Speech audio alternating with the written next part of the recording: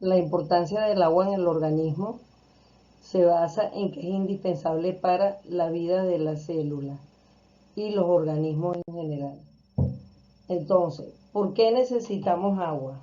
En el caso de nosotros los humanos, fíjense que el porcentaje de agua que tiene la sangre es 85%, el cerebro 75%, los pulmones 90%.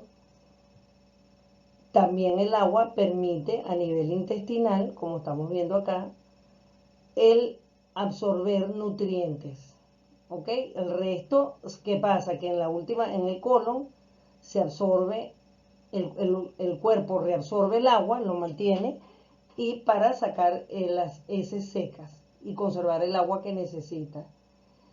La piel, fíjense que 80% requiere agua para su funcionamiento normal, tanto la dermis como la epidermis. Los huesos, 24% es agua. Los músculos, imagínense, 75%. Y también el agua va a participar en la conversión de los alimentos en ATP. Entonces, fíjense, vamos a organizar cómo estudiamos los líquidos dentro del cuerpo, ¿verdad? Porque hablamos de agua en general, pero cómo ella está distribuida dentro del cuerpo humano. Aproximadamente un 60% de la masa corporal de los seres humanos es agua.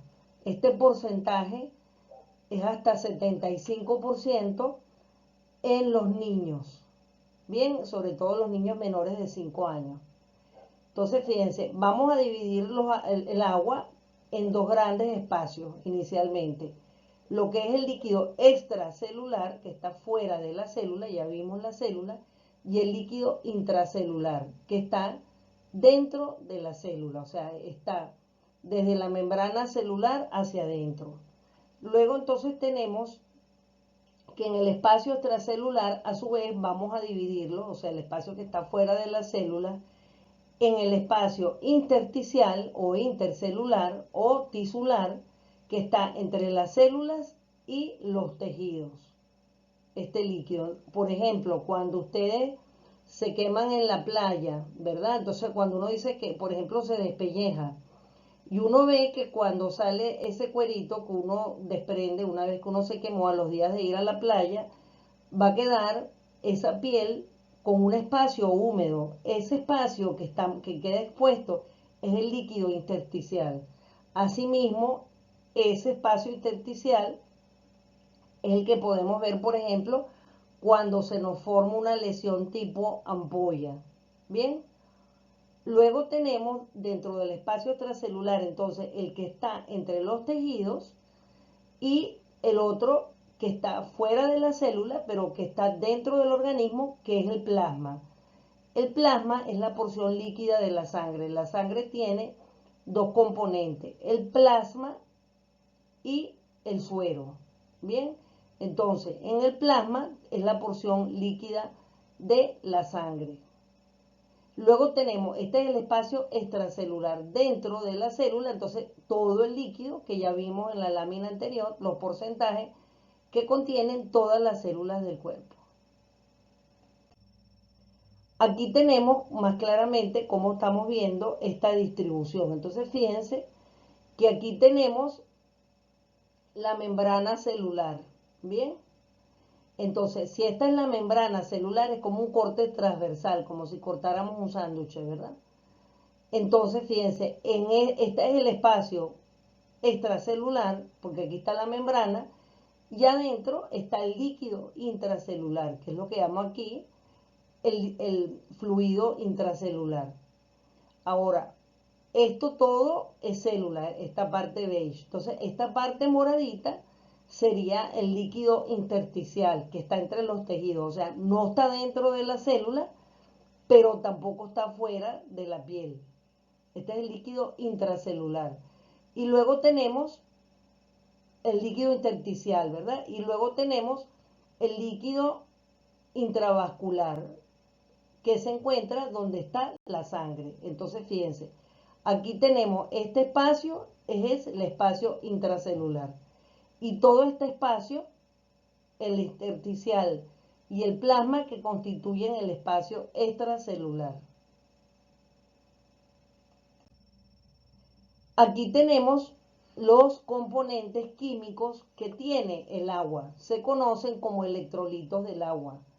En algún momento ustedes van a ver que a los pacientes con alguna patología específica se les pide estos electrolitos, los valores de estos electrolitos en la sangre, porque eso va a reflejar la cantidad de justamente estas sustancias químicas en la sangre y por supuesto en todos los líquidos del cuerpo. Se les llama electrolitos porque ellos son sustancias químicas que tienen una carga eléctrica o bien aniónica, positiva o catiónica, negativa, que eso les va a permitir a ellos participar en enlaces químicos y participar en otros procesos en el cuerpo. Entonces, fíjense, aquí tenemos el sodio. Entonces, el cantidad de sodio normal en el líquido extracelular es entre 135 a 145 miliequivalentes por litro. ¿Ok? Luego, en el espacio intracelular, el porcentaje, la concentración de sodio es de 8 a 10 mil equivalentes por litro. Es decir, con respecto al sodio, tenemos más sodio en el espacio extracelular que en el intracelular. Eso lo pueden comprobar ustedes, por ejemplo, si ustedes alguna vez han sentido el sabor de la sangre o el sudor, van a darse cuenta de que el sabor es salado, justamente por esa mayor concentración de sodio. Y en el espacio intracelular, dentro de la célula, es menor. Luego tenemos el potasio. Este ion, la concentración en el espacio extracelular es de 3.5 a 4.5 mil equivalentes por litro. En el espacio intracelular tenemos 140 a 150 mil equivalentes por litro. Es decir, que la cantidad de potasio es mucho mayor dentro de la célula que fuera de la célula. Entonces, fíjense, si comparamos el sodio con el potasio, y esto es importante que lo sepan porque lo van a ver en otros procesos más adelante, tenemos que hay más sodio en el espacio extracelular que intracelular. Y hay más potasio en el espacio intracelular que extracelular.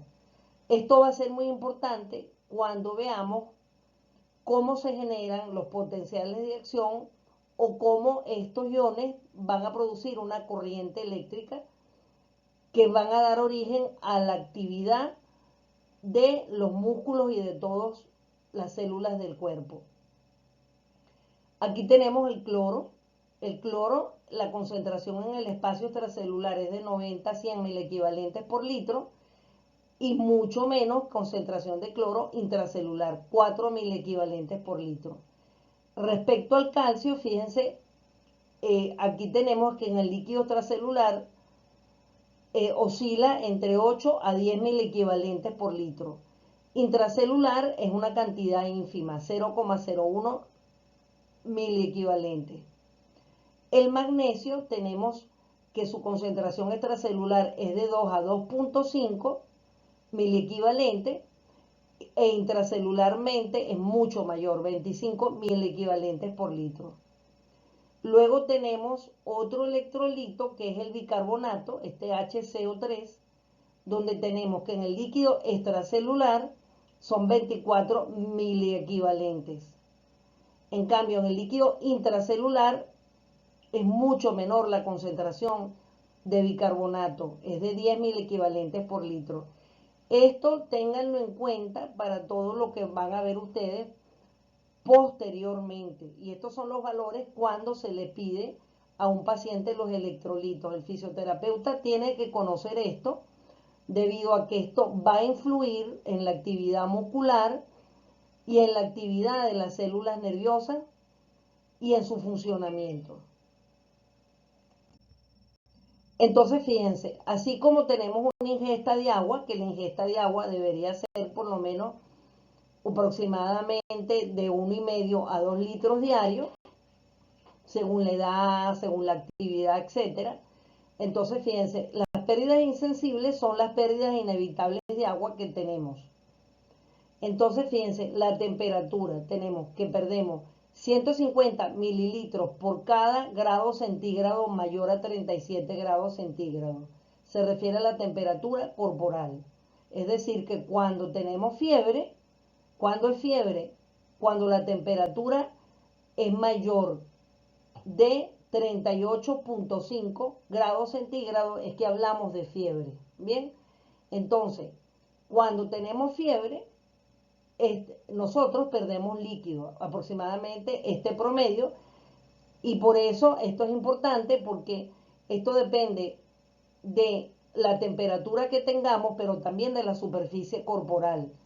Si estamos hablando de un niño, por ejemplo, que un niño su superficie es de aproximadamente 75% agua, comparado con un adulto que es 60%, entonces una pérdida de 150 mililitros por cada grado centígrado es mucho más grave en un niño que en un adulto, por eso ellos se deshidratan.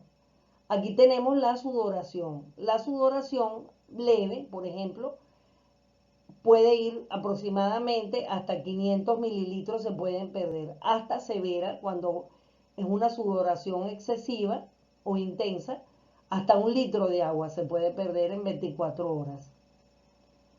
La disnea, que es dificultad para respirar, cuando hay disnea, hay un aumento de la frecuencia respiratoria y un aumento de la frecuencia cardíaca.